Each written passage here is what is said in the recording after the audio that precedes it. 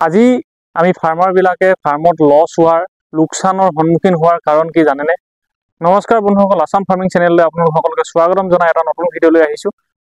বন্ধুসকল, আজি মই আপোনালোকক জনাব বিচাৰিছোঁ, আমি সকলোৱে ইউটিউবত ভিডিঅ' চাই হওক বা কাৰোবাৰ পৰা ইনস্পাইৰেশ্যন হৈ কিনি আমি ফাৰ্মিং কৰিবলৈ আগবাঢ়ি যাওঁ বা ফাৰ্মিং কৰোঁ।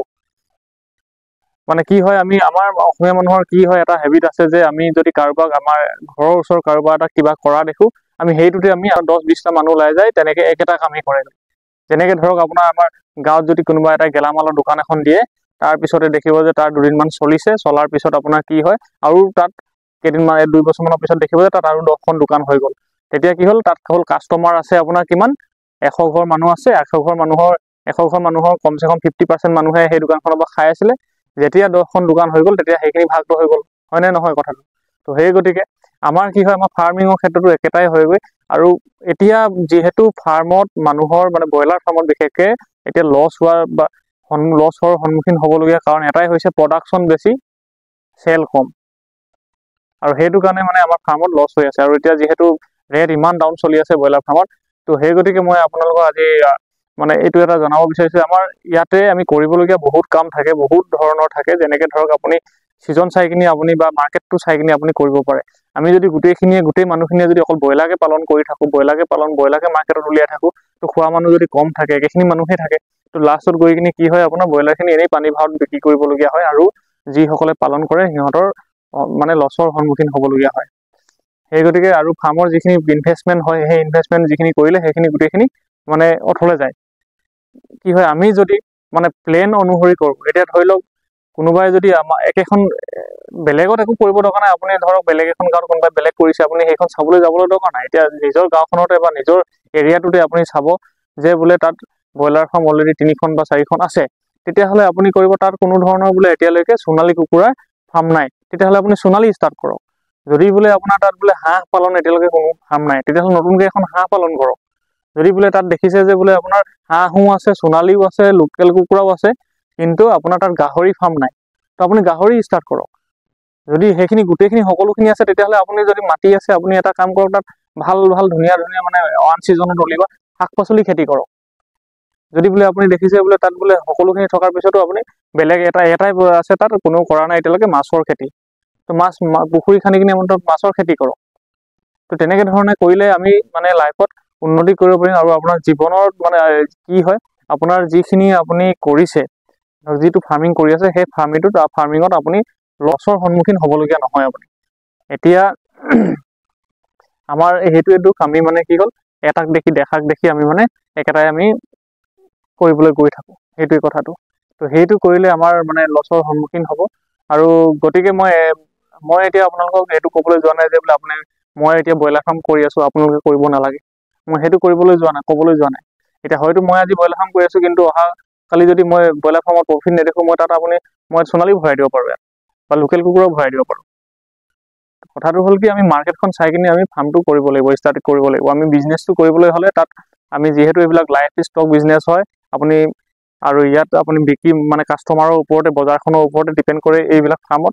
তো সেই গতিকে বজাৰখন যেতিয়া ভাল থাকিব, আপুনি তাত চাহিদাটো বেছি থাকিব, তেতিয়া আপুনি সেই ফাৰ্মত লাভ হ'ব।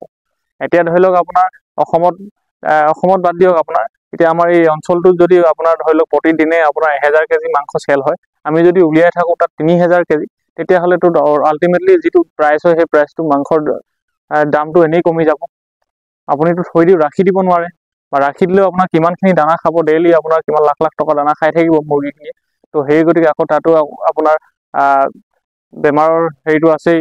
যদি আপুনি বেছি দিন ৰাখি দিয়ে, তেতিয়া আপোনাৰ মৰ্টেলিটি সংখ্যাটো বাঢ়ি যাব পাৰে। তো তেনেকুৱা ধৰণৰ। তো সেই গতিকে মানে আমি একেটা বিজনেছতে মানে সকলো নালাগি, এটা টাইমত দেখিছিলে আপোনাৰ এটা টাইমত গাহৰিৰ দাম ইমান কমি গৈছিলে, গাহৰি পোৱালিৰ দামলৈকে বহুত কমি গৈছিলে, আজিৰ পৰা 3-4 বছৰ আগতে। তো কিয় হৈছিলে সেই কথাটো গম পায় নে আপোনালোকে? সকলো মানুহে অকল গাহৰি পোৱালি প্ৰডাকশ্যনৰ কাৰণেই পুহিব ধৰিছিলে বহুতে।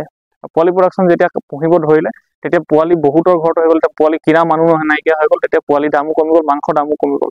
কাৰণ কেলে, যিবিলাকে পোৱালি বিকিব পৰা নাছিলে, সিহঁতি ঘৰতে ৰাখি দিছিলে, আৰু বহুত মানে গাহৰি হৈ গৈছিলে, আৰু লগালগ আপোনাৰ গাহৰি মাৰ্কেটখন একদম ডাউন হৈ গৈছিলে। কিন্তু এতিয়া গাহৰি যেতিয়াই সেই মাৰ্কেট ডাউন হোৱা দেখি বহুতৰ ফাৰ্ম নষ্ট হৈ গ'ল, ফাৰ্ম এৰি দিলে, আৰু এতিয়া লাহে লাহে গাহৰিৰ চাহিদাটো বাঢ়ি গ'ল। তো সেই তেনেকুৱাই কথাটো আমি মানে কি হ'ল আমি কৰিলে সদায় সকলো মাৰ্কেটখন চাইখিনি আৰু ইয়াৰ যিটো মানে এৰিয়া হয় সেই এৰিয়াটো কিমান তাত চাহিদা আছে কিমানখিনি কোনটো মাৰ্কেটত অলৰেডি এভেইলেবল আছে নেকি অলৰেডি যদি এভেইলেবল থাকে সেইটো বস্তু নকৰি বেলেগ এটা যিটো বস্তু এভেইলেবল নাই সেইটো নতুন নতুন কৰিবলৈ চাওক নতুন কৰিবলৈ চাব লাগে তো মই সেইটোৱে আপোনালোকক ৰিকুৱেষ্ট কৰিছোঁ কাৰণ কেলে আপোনালোকে ইমান কষ্ট কৰি ইমান খৰচ কৰি 2 লাখ 3 লাখ খৰচ কৰি আপোনালোকে ব্ৰইলাৰ ফাৰ্মখন বনাব বা কুকুৰা ফাৰ্মখন বনাব গাহৰি ফাৰ্মখন বনাব ইমানখিনি কষ্ট কৰাৰ পিছত যদি এটকা লাভ নাথাকে লছৰ সন্মুখীন হ'বলগীয়া হয় তেতিয়াহ'লেতো আপুনি নেক্সট বেষ্টৰ পৰা আপোনাৰ মনটো নিশ্চয় ভাঙি যাব আৰু ফাৰ্মিঙৰ ওপৰত আপোনালোকৰ ইণ্টাৰেষ্ট নাথাকিব তো সেই গতিকে আজিকালি বহু ধৰণৰ মানে কৃষি সঁজুলি ওলাইছে আপোনালোকে নিজৰ ঘৰতে যদি মাটি চাটি আছে বেছিকৈ মাটি আছে সৰহ সংখ্যক তেতিয়াহ'লে ধুনীয়াকৈ বেলেগ ধৰণৰ এটা ফাৰ্ম কৰিব পাৰে ধৰি লওক আন ছিজনতো শাক পাচলি খেতি কৰক সেইটোতো বহুত বেছি বেনিফিট হৈছে আজিকালি মানে আপোনাৰ কি হয় গ্ৰীণ হাউচ বনাই লওক নহ'লে নাৰ্চাৰী খেতি বহুত ধৰণৰ মই আপোনালোকক ক'বলৈ গ'লে মানে যিবিলাক ভিলেজ গাঁৱত থাকি কিনি এটা বিজনেছ কৰিব পাৰি সেই বিজনেছখিনি ক'বলৈ গ'লে একদম মানে বহুত দীঘল এখন লিষ্ট হ'ব সেইখিনি সকলোৱে জানে যে এনেকুৱা ধৰণৰ আমি কি কৰিলে কিন্তু কথাটো হ'ল কি আমি একেটা মানে দেখাক দেখি আমি বস্তুটো কৰিবলৈ যাব নালাগে তো সেইখিনিয়ে কৈছোঁ আপোনালোকক যদি আপোনালোকে মোৰ এই ভিডিঅ'টো চাই যদি কিবা মানে ভুল হৈছে মোক ক্ষমা কৰিব আৰু যদি কিবা ভাল পায় যদি এইটোৰ সত্যতা আছে তেতিয়াহ'লে নিশ্চয় আপুনি মোৰ এই মানে যিটো ভিডিঅ' হয় সেই ভিডিঅ'টো লাইক কৰিব আৰু লগতে আপোনালোকৰ বন্ধুবৰ্গৰ লগত শ্বেয়াৰ কৰি দিব আৰু আসাম ফাৰ্মিং চেনেলটো আপোনালোকে ছাবস্ক্ৰাইব কৰিবলৈ নাপাহৰিব ধন্যবাদ